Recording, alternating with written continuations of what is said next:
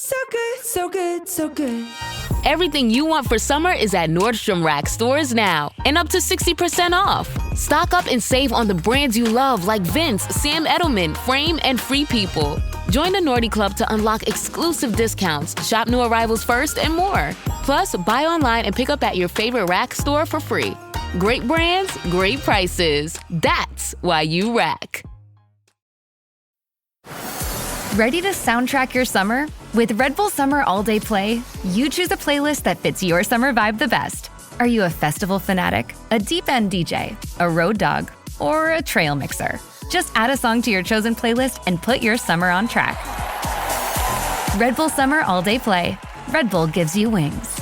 Visit redbull.com/brightsummer ahead to learn more. See you this summer.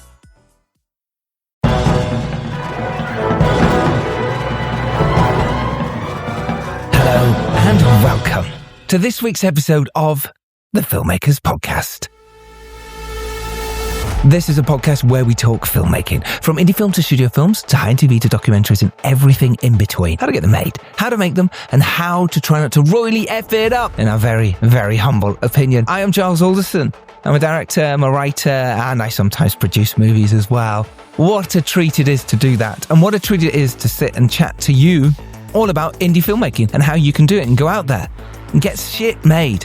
Get it done. That's the Filmmakers Podcast. And today, I'm delighted to tell you we're sitting down, myself and Dom Lenoir, with a director who has consistently rewritten the rules of how we tell stories on screen. You know him as the mastermind behind The Imposter.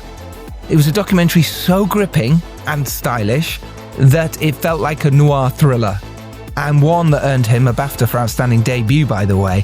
I loved this film. It was so cool. If you haven't seen it, go check it out. Then he gave us American Animals, which is a mind-bending hybrid of documentary and drama that proved he's a master of the heist genre in all its forms. Well, now he's back. And this time, he's taken over the streets of Los Angeles with one of the most anticipated films of the year. It's based on the novella by the legendary Don Winslow. It's new film Crime 101. And it is the person I'm talking about. I haven't said his name, but I'm about to. It is the director and writer, Bart Layton. It's a real treat to sit down with him. I've really liked him, like I say, since The Imposter. American Animals is stunning, and it's really interesting his journey. He talks about that and how he actually got Crime 101 made, which is a stunning film. It's muscular, it's unbleached, heisty thriller that sort of brings together a literal Titan-class ensemble. This cast, check this out. Chris Hemsworth, Mark Ruffalo, Halle Berry, and Barry Keoghan. And it is a movie that sort of ditches the capes, the green screens for this gritty, character-driven tension and some of the best car chases I've seen in years.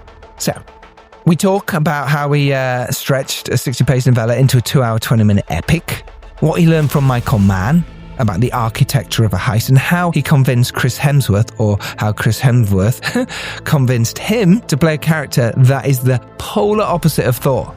Chris Hemsworth is amazing in this movie. He's not what you expect. It's a treat. It is a treat. So let's tell you a little bit about this release, Crime 101. It's in cinemas now. If you want a really fun, brilliant night out, go and watch it. It's released by Amazon MGM Studios and Sony. And Chris Hemsworth, he plays Mike Davis. He's a gentleman thief, you could say. He's got a strict code. No violence, no DNA. But Mark Ruffalo, he's an obsessive destructive detective, Gorlou, who is the only one smart enough to track him. And this cast, like I say, it's a dream. What a dream. Chris Hemsworth, he also produced this film, and currently it is sitting at 86% on Rotten Tomatoes. Crime 101 is sitting at 86% on Rotten Tomatoes. That's great, right? Critics are praising it, even though it's a long-running movie. It's got this old Hollywood feel, and it doesn't feel like it's long. And its focus on character over spectacle is really stunning. So, I suppose we should just get to the episode, because I could tell you what I'm doing here, but I'm absolutely knackered. And I think I'll do that next week when I can really focus on what I've been doing, what I'm about to do over here at the studio in Ljubljana, in Bulgaria. in Sophia, and I can fill you in on my next steps for the latest films that's happening. Lucinda Rose Tucker is over here at the moment, amazing producer, really enjoying the studio and the life and what it can bring out here, and the crews and how great they are. I do like it here. So let's get to today's episode though. This is myself, Giles Alderson, and the excellent Primo host, Dom Lenoir, chatting to Bart Layton. This is also on our YouTube channel, by the way. Oh, and a massive shout out to all those of you who have so far watched the Sam Raimi clip that Toby found and put up from last week's episode. We've had over, I think it's nearly 500,000 views on Instagram and over 30,000 likes. That's insane. That's really cool. So if you're one of those people, thank you. Thank you for sharing. Thank you for doing that. We love that. Do follow us on Instagram, The Filmmakers Podcast. There's so many more. There's so many more episodes like this, by the way. We're coming up to 500 episodes. Coming up to 500 episodes. We're going to try and do something cool. If I'm back from Bulgarian time, we're going to try and do something cool. Maybe a live event. Do you fancy that? Reach out if you do. Let me know. And maybe I'll be the first to give you a free ticket. For now, though, enjoy this excellent episode with the brilliant and quite delightful Bart Layton. Yeah, these are polarizing boots. They either get are you going skiing? Definite thumbs up. But No, all my friends are at Sundance, and I've got to. you're just living. I'm just living that sort of micro Yeah. dream in the footwear. Yeah. Cool. I did take them to Lapland last year though, which was a pretty magical experience. Wow. Yeah, but you didn't go to Sundance. I didn't go to Sundance, but maybe I should. Maybe I should take the boots. Maybe you should. Have you been? Have you been to Sundance? Twice, yes. Yeah, with the last couple of films, yeah. What's your experience of Sundance? Do you love it? I've actually not been 3 times. I love it. It's if you're a filmmaker and you got a film and you have and the movie is done but you haven't sold it, it's kind of stressful because you're like, how is it going to be received? Is anyone going to want it? So that's sort of it. And then I went with a documentary that we made a couple of years back called The Deepest Breath, and that was already sold, and that was a very relaxing, it was just there for the enjoyment. But look, it's awesome. I did the Sundance Labs as a writer and director, and that was transformative, one of the best. So interesting. Neil DaCosta, who we had on last week, the week Well, we before. were there together. Oh, We're I was very, very good mates. Yeah. Oh, that's so lovely, good. yeah. And releasing a similar time as with the Bone Temple. And Yeah, and actually we both were, so my editor on this and her editor on Header is someone that we both met at the labs, Jakob Schulsinger. Yeah. Isn't that amazing? So we had it's like the most incredible sort of summer camp for budding filmmakers. I mean, Nia was like 25, Yeah, something young. ridiculous. Wow. Yeah. We should get on that. Yeah. Wow. Yeah, I mean, it's one of the things I would say, to be, and often when people have just written a screenplay or directed a short, I was like, just send it, because the worst that will happen is they'll say, not this time. But if you do get to go, like I never went to film school. The only film school I had was basically 4 weeks up at Redford's place. And you get to bring actors and you workshop. And I remember Robert Redford saying to us, the best thing you can do here is fuck it up, is fail.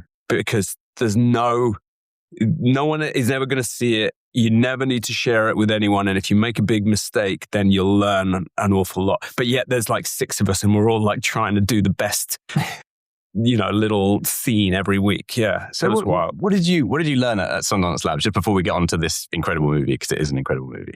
But I mean, so many people want to get onto a good lab. They're trying to develop a screenplay. They've written something that's pretty good, but like maybe they're missing that industry connection or the feedback. I mean, what is the sort of feedback process? What did you learn to do and not to do through that? It's tricky. I think different people get different things. I went to Sundance first time with The Imposter, and the woman who runs the labs, ran it with Redford, saw it and was like, have you ever thought about doing like a drama? And I was like, well, it's a dream, and she was like, all right, well, you should come. And when I got there, I felt like I'd taken someone's place on the course. An imposter. Yes, because I didn't have a script. I didn't have a script. Everyone else was on their seventh draft of the script. I just had a story which became American Animal.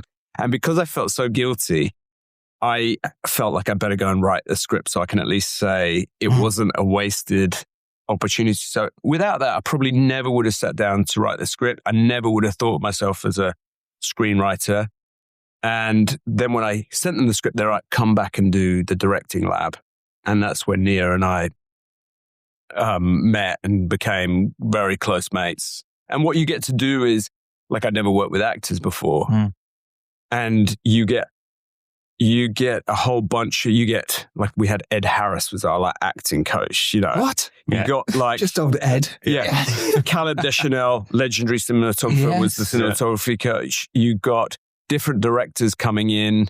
I had like James Mangold, who is like a bull in a china shop. So I was like, okay, well, that's the whole other. He'd just come in and go, you're doing this all wrong. Yeah.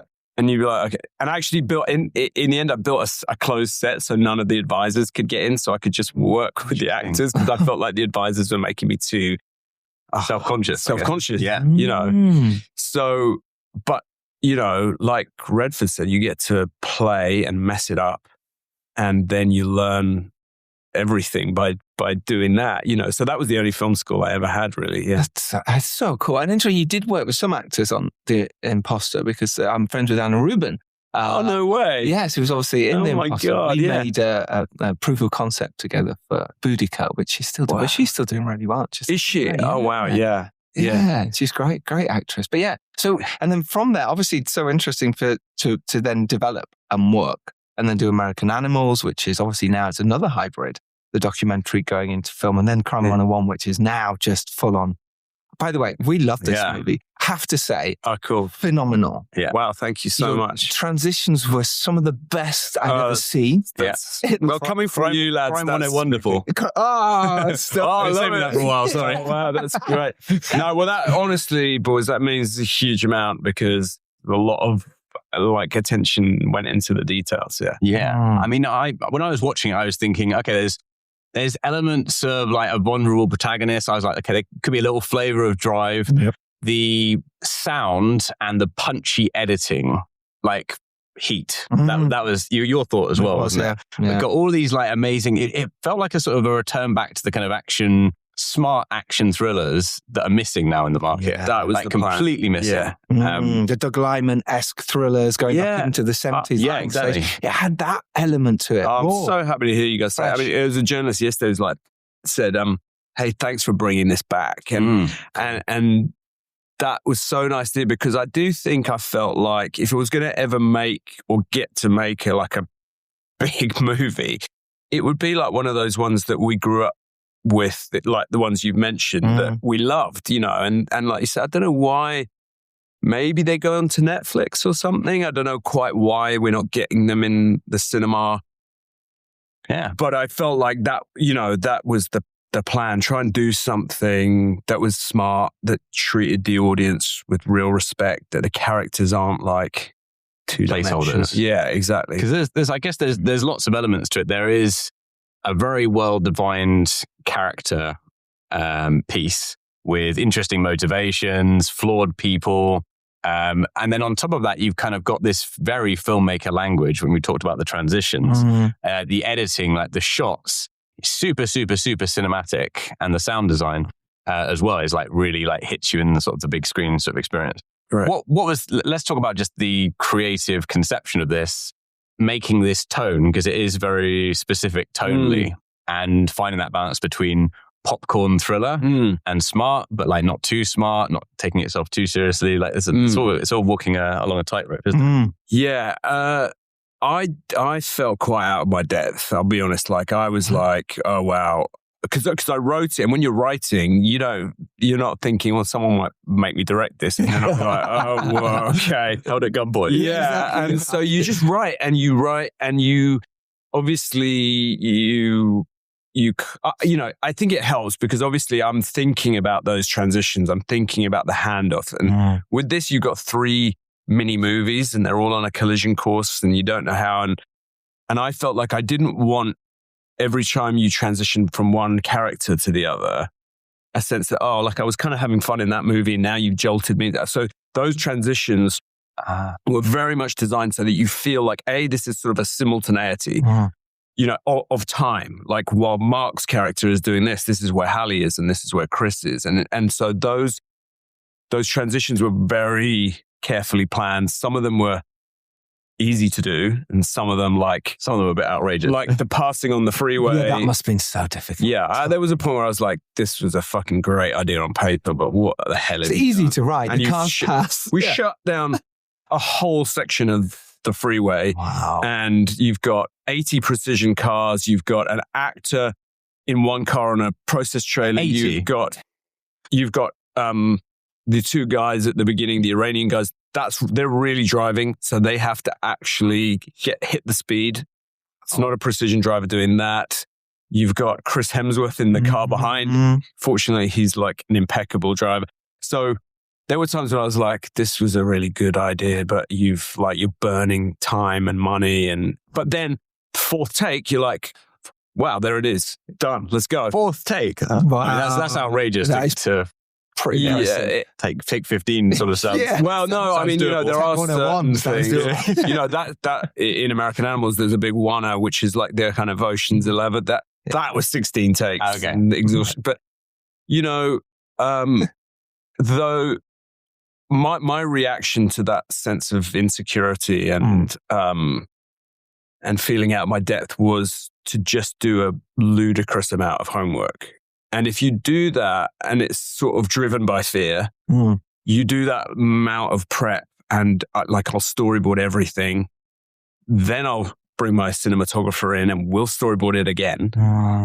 And then what happens, I think, is because you've done that level of, it's almost like a rehearsal of directing the movie on paper. Mental rehearsal, right? You can then relax kind of weirdly on the day. You've got such a good plan that you're not like, oh, I've got to do this coverage and I've got to make the day.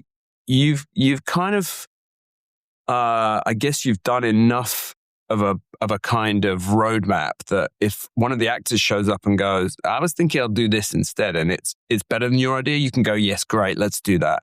But if you're showing up and you've got half a plan and in the back of your mind, you're just already under pressure before you start doing anything, that's not a great creative space. And it's also the actors can feel that vibration a little bit of you being like, ugh. So for me, not everyone's like this. I mean, I remember Herzog saying something like, storyboards is the tool of the coward or something. Something ridiculous. He didn't have 80 cars on this. No, he didn't have cars. But he wanted to do that one, yeah. Exactly. So whereas the Coen brothers, I think, storyboard, you do the thing that's right for you. Yeah. And if you're like me and you're anxious and, when you're a director, you kind of have to hide that. Yeah. Just do the prep and you've got a plan. And it's so good. I love that. And fear does drive us as filmmakers because if it was easy, you'd just be like, oh, okay, this is just another shot. Yeah. This is just another thing. But the fear makes us jump into it more, even though it scares us. It makes us go, I do want to tackle this and I might get it wrong, but as long as I'm prepared and I've sat like you have with your DP and you've sat with your team. Yeah. And then on the day you can play, that makes you the creative filmmaker for your brain to go, oh, let's try something else. And I love what you said about if you're not prepared. Has that ever happened in the past where you'd learned from that? You've done so much TV and stuff as well. Not really. I think probably, there were things I'd done in TV that I just didn't have enough experience. And yet I was trying to run before I could walk. And I didn't like that feeling of feeling like, oh, there's that sort of like the ground is disappearing from under you. And I was like, okay, let's not do that again. So I think the fear is good because it makes you do the homework. And, those actors like Ruffalo, even his body of work and how incredible an actor is, he does this crazy amount of prep and worrying. Yeah. Because he's fearful, like all of us, that he's just going to fall on his face. Yes. So yeah, I think everyone has their own process. Nia she's fearless. Yes. Yeah. She and I admire that, and it's just a different approach. What tools do you use if you are getting into that moment? Because you mentioned when things aren't going necessarily to plan. Maybe you have got a big plan in the background, but maybe you're tired. Maybe things have gone horribly wrong. And in your mind, it's like this, it's going to be very difficult to make this scene the way that you imagined it's going to be. And you're going to sort of hold that edge and trying to find a solution that maybe you're going to have to do a reshoot, or maybe you'll have to take some time out. Like, what do you do when, it's hitting the fan, so to speak? Bonjour, compadre. It's the Priceline Negotiator. How do I negotiate so many great travel deals? My greatest gadget, the Priceline app. It's got hotel deals, flight deals, rental car deals, all of those deals in a bundle. Deals, game day deals, concert trip deals. No one deals more deals than Priceline. Hold your horses, there's more. The app lets you filter hotels by neighborhood, vibe, star level, and amenities like pools and spas and beachfronts and... Wait, I'm not done. Stop cutting me off. Priceline. Have you ever rearranged your furniture and discovered the carpet underneath looks brand new while the rest of it looks, well, not so new? It's time for a carpet upgrade. At the Home Depot, we have stylish choices at simple prices from all the top brands. Best of all, we can install it for you, starting at only 49 cents per square foot. So all you have to do is pick your perfect floor. Start your carpet project today at the Home Depot. How doers get more done. Exclusions apply for licenses. See homedepot.com/license numbers. At first, I didn't think it was real. I woke up to this blinding light, and I was transported to another place. Pluto TV! Then I heard a voice. Come with me if you want to live. There were thousands of movies and shows, and they were all free. The truth is it's just so beautiful. On Pluto TV, free streaming of Terminator 2, Fringe, Arrow, The 100, and The X-Files may cause excitement, loss of sleep, and sudden belief in extraterrestrials. No credit cards or alien encounters necessary. Pluto TV. Stream now, pay never. Again, I do a sort of like script analysis, but, before I work with a guy called Ian Seller, who was the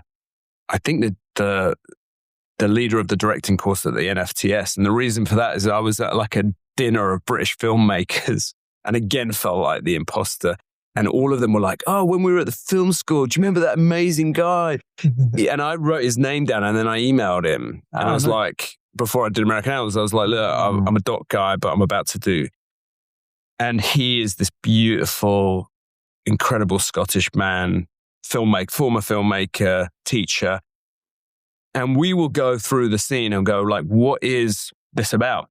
Mm. He has this mantra, it's like, what the fuck is it about? And if you can't put it in a sentence, you might have a problem. When you put it in a sentence, it's the scene where she decides to shame him or whatever it is, right? Then when it's all going a bit like, I'm like, what's that central little thing that I actually need to capture in this scene? And maybe there's a way where we can be more economical to get to that. Maybe I don't need the coverage I thought I needed. So like character motivation or story progression kind of, at least something like that important. Look, there are no rules to any of this, but a lot of people would say,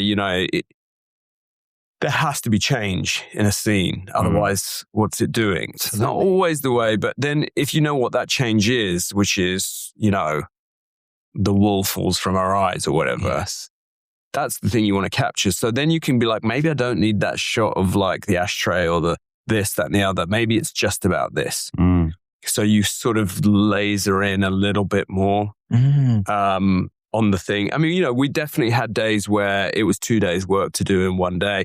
And you probably end up having to forego some of the beautiful design you had in order to just get the story. Mm. But then also it can force you to do come up with a really clever one shot instead of four, which I did quite a lot. And that's a real buzz. Yeah, I totally agree with that. It does sort of put you in that place of going, I now have to think of something creative and interesting to get the shot. So it's not just boring. Yeah. What was so fascinating about the film as well is the performances. Mm. They were felt controlled and beautiful and not too big, not too over the top. But I felt like they're all in the same movie and I loved that movie and I love that world. Great. Yeah. How did you get them to that level of, performance? Because you said you were fearful. You've, hadn't necessarily directed actors for quite a while. And certainly not at that level. We're talking Chris Hemsworth, Halle Berry, etc. What went through your mind with that? And also, how did you prepare? And did you get much rehearsal time?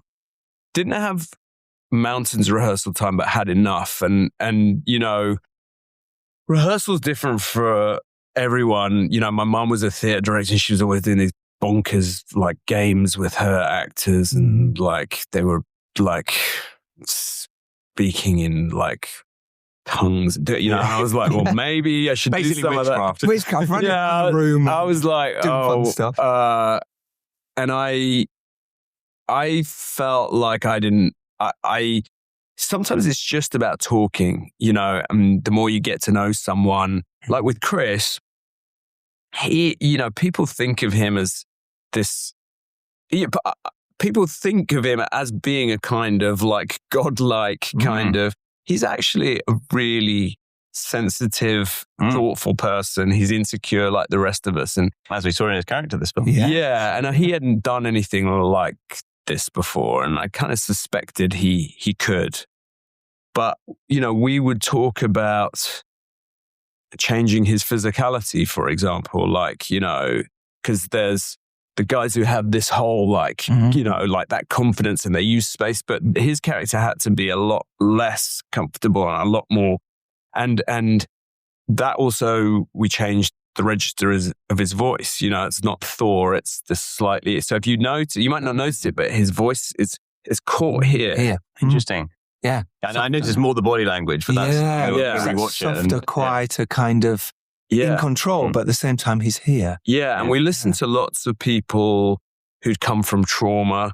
And there's a website, it's called Soft White Underbelly, and it's a documentarian who's made kind of these testimonies with people from Skid Row, and they tell us, and some of them, they're breathing shallowly and they're not relaxed enough to actually project. And so we looked at a lot of that stuff. We talked about how, you know, his whole kind of attitude and posture would change. And then if he slipped out of that, which he does occasionally, then I would be like, I'm Thor. Yeah. I'd be like, and often I would just sort of walk over to him like that. He'd be like, yeah, I got it. I got it. Perfect. Chris, stop it. Stop it. Come back to this. And he loved it. And he is, I think that is one of the things people might be most surprised about. Is how flipping good he is. He's the real deal. He's the real deal. Yeah, I've always felt that about him. Though. Have you? Know? Yeah. Thor aside, I've always seen him and stuff going, oh, that guy's really good. His brother the same. Even there's three of them, they're all really good. They're all solid. Yeah. But you go, Chris, you look at some of his work and you go, yeah, Marvel's aside, he's really solid. He really is. How did you get him cast? How did you cast that amazing? It was a crazy thing. You know, I wrote the script and I, you know, like let it go out, and there's no secrets in Hollywood. No matter how many watermarks there are and how many people say I'm not going to share it with anyone, they share it. It gets shared. And then I got a call saying Chris had read it and would I meet with him because he loved it. And obviously, inadvertently found its way to him. I mean, that's not a bad leakage. It's the Hollywood dream. Yeah, well, I mean, you want to keep things until you're sort of ready. Yeah. Like if, you know, someone, we're at the same agency. And someone, it wasn't like someone was casting it. No, but you know, there's just no like secrets, you know. Sure. Yeah. And so then we got on, we met and were like, oh, right, okay. He was not what I expected at all. He was so impressive and thoughtful. He's annoyingly good at everything. Like, honestly, he's like clever with story. And yeah, we just hit it off. And then it was weird, you know, the script, I guess, had that thing that you guys identified, which was like, where are these movies been? And I want to be in that. And also there's a subtext and there's a theme, which is of value, hopefully. It gives you something to think about more than just, it's a kind of popcorn thing. So was that so true? But was that the kind of thing that you? Because I mean, I think maybe when directors start out and they think about working with a big actor, they're like, okay, I've got to give them the note.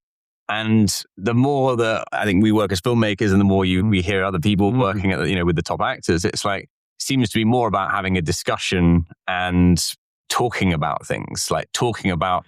I mean, it'd be interesting just to dive quickly into the theme you mentioned there, and like the background and the subtext, but like what are those conversations? Because I guess that's what builds trust with an actor at that level, is understanding that you're conversing rather than pushing. Yeah, I think if you can have the time to talk through every scene so that you get if there are any bumps that you're going to hit on the, like where you don't want to be on the day and Chris or Halle or whoever is like, I would never do that. My character would never do that. Like, you want to in front of like 800 people. Yeah, yeah. If you've had that, if you've had that conversation, and you either say, okay, maybe you're right, or you explain what you meant when you were writing it. If it's not obvious, they're like, oh yeah, okay, I get it. So you don't have that, like when the clock's ticking. But also, there was a point where I think Chris was like, you changed my hair color, you changed my eye color, you changed my posture, you changed my voice. What was it about me that made you want, that you didn't like? Yeah. And then as we got to know each other more and he knew that I had a very clear idea and I showed him, like I had a map for every scene. I had a reference for it, whether it was a photograph or just a still from a movie, and then as he understood that I had a very specific plan, he was like, I am totally in. And once he's in, no questions. We were rolling. So I think, the trick is to do as much of that in advance. And then if you can do that with all of your acts, and then our rehearsals, sometimes we stood them up, and sometimes we just did it sitting down because you didn't want to spoil the kind of magic for the day, Yeah, an incredible job. Really, Crime On is absolutely amazing. We love thanks, guys. Such an amazing job. So well. That really means a lot. And you guys are great. I love the way you have this sort of combo. Thanks, yeah, bro. It's taken a while to develop, actually. Yeah. We've just taken a while. Fun. No, it's really relaxing. Thank you. That's what we like to hear. Quick 30-second thing. Yeah, final one. Then just that advice. Maybe it's that moment of going from the doc to the feature for a lot of our filmmakers out there who are going, "How do I do that?"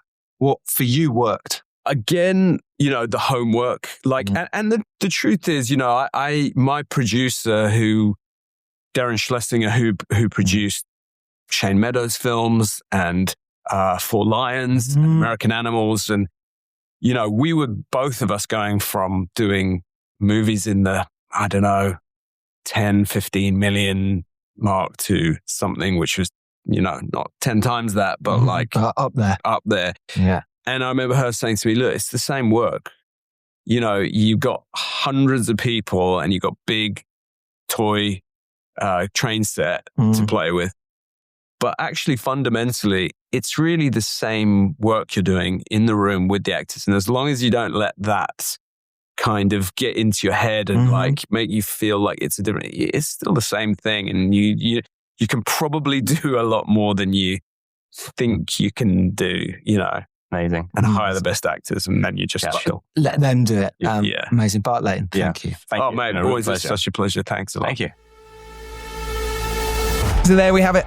That was the amazing Bart Layton. Crime 101 is out in cinemas now. I highly recommend you watch this film. It's a heist thriller to end all heist thrillers that you haven't seen in a long time. Heat is probably one that comes closest. It's cool as hell. It's brilliant. Car chases alone are worth seeing it for. The performances alone are worth seeing it for. The dialogue is sharp.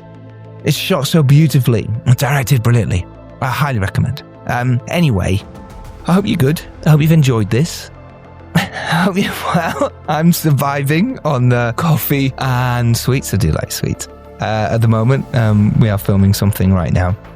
So I'm getting through that and then getting ready for next week's shoot of Summer Diva. Again, I'll fill you in on more of that probably next week when I can probably speak a bit better. But for now, thank you so much for listening. Go out there and make your films.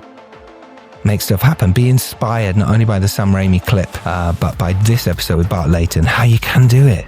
There is a pathway for you. You can find it. If you've already found it, brilliant. Keep going on that path. If you haven't, you really can see the Yellow Brick Road. It really is there for you. Just believe in yourself. Work so hard on that script and just keep reaching out. Make it happen. And let me know when it does. I'd love to hear from you. For now, though, go out there, and if you are lucky enough to rise up and do well, it is your duty to send the elevator back down, help the others. That's what it's about, right?